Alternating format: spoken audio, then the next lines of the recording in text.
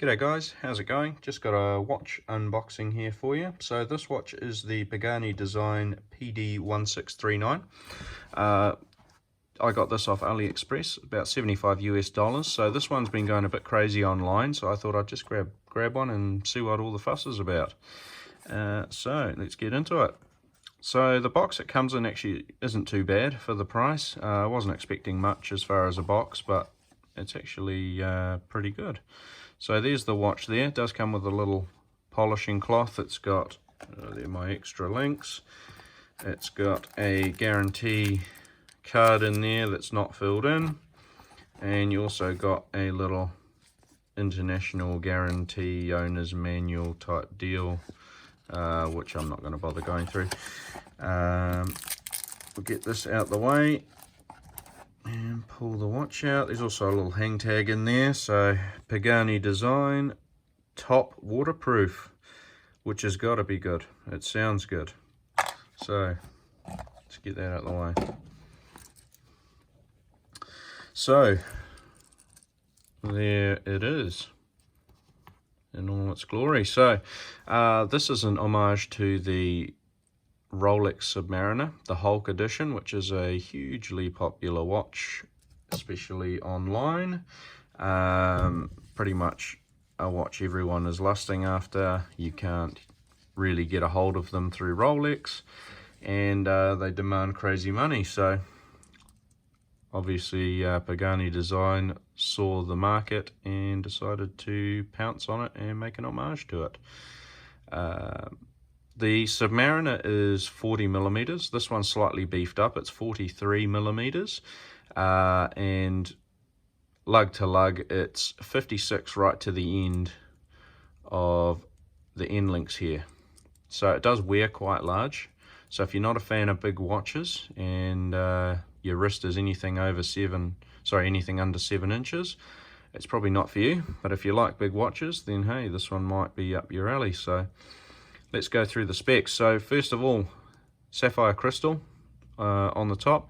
You got a ceramic bezel insert, NH35 Seiko movement in the back. You got a full stainless steel bracelet with screw links. You got a milled clasp under here, once I get it open. And you've also got solid end links. So specs look pretty good, especially for the price. So let's go through some more specs. So what do we got here? The bracelet is 20 millimeters at the top, tapers down to 16, and then back up to 18 for the clasp. So nice little taper.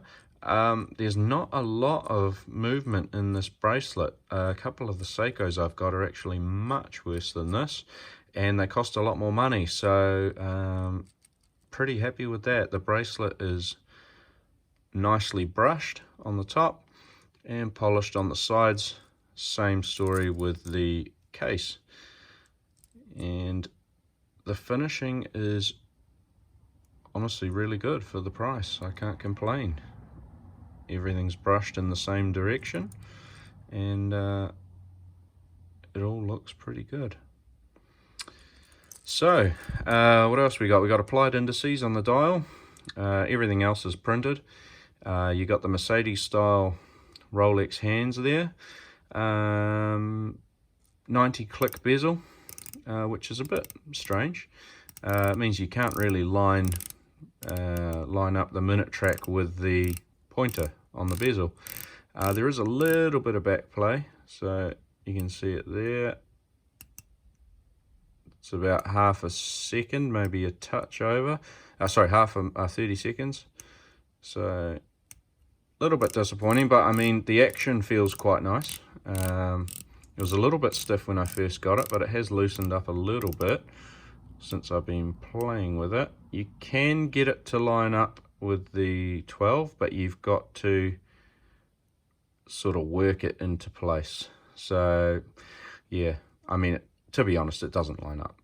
But one thing that I think might contribute to that is if you look at the dial, It doesn't look perfectly centered in the case. I don't know how well this is going to sort of translate on camera, but if you were to draw a line from the 12 o'clock marker right through the middle down to the 6 and line it up with the middle point on the end links here, it looks very slightly off, almost like it's twisted that way a little bit. So that might be part of the reason why the pointer doesn't line up. So yeah, that's a funny little niggle, and one thing that they obviously overlooked. The Cyclops on the crystal is actually really good. You can see under there how small the date window is, and it magnifies it really nice. It's not perfectly centered. If you get it straight on, which is about there, you can see that it's very slightly off to the right, but that, I mean, hey, it's a small niggle, but still. The other bit that is probably the most annoying is this, where this first link of the bracelet meets up with the end link. It doesn't sit perfectly. You can see it's a little bit stiff, which is annoying because this side is fine. No issue whatsoever.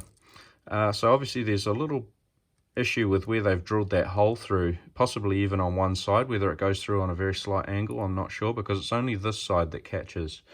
You can actually see the wear on the bracelet there. Sorry, on the link. So yeah, that's one thing that's probably the most annoying thing that I find about this watch. Everything else I can sort of live with for the price, but that's a bit disappointing, especially when this side works fine. So yeah, one little area they can improve it there. Moving back to the bracelet, open it up here. It also has a little diver's extension on it. So we'll flip it around where you can see. So under here, you can, you can't really see it. I'll open it up. There's the little diver's extension there. So this little piece here fits over that bar and shortens the length of the bracelet, and then when you open it up, it flips over and extends it. So it's, I don't know if I call it a full diver's extension, because it doesn't actually extend it that far, but it actually works quite well. If it's a hot day and it's feeling a little bit tight on your wrist, you can loosen this off, and it's small enough that it's not too much of an issue. If it was any larger, obviously it'd flop around on your wrist too much, but this is small enough where it's actually not too bad. Works quite well. It does also have a micro adjust, so looking at it like that, you can see those two indentations. The way you adjust it is actually with the extension opened up. You can see just in, oh god, this isn't going well, just in there. So you can see that there, that's where you get into adjust the spring bar. It is quite fiddly to adjust, but it's doable. So sized up for my 7.5 inch wrist, I've had to remove 3 links, and I'm on that middle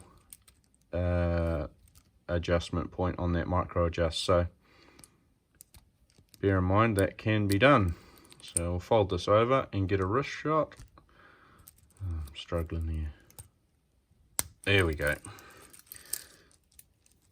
So like I say, 7.5 inch wrist.